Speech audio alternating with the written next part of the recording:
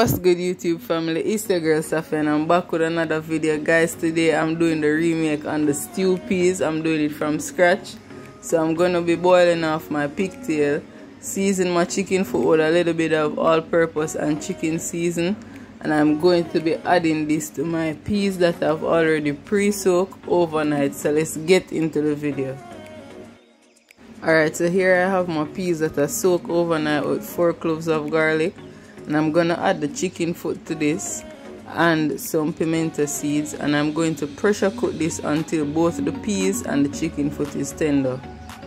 Alright guys, so this is what your peas and your chicken foot or your pigtail is supposed to look like after boiling. And the peas are perfectly tender, the chicken foot is not overcooked, the pigtail is perfectly scalded off, not too salty. So now we're gonna go in and season this. So now guys, we're gonna add some garlic to this, and this is about 4 to 5 cloves of garlic. Also we're gonna be adding in some Scotch bonnet pepper, some onions, and that's about 1 medium onion right there. And for those who are wondering, the first 4 cloves of garlic that I had boiled with the peas, I removed those from the pot.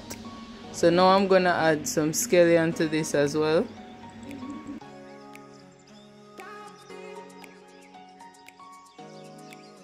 Then in goes our thyme.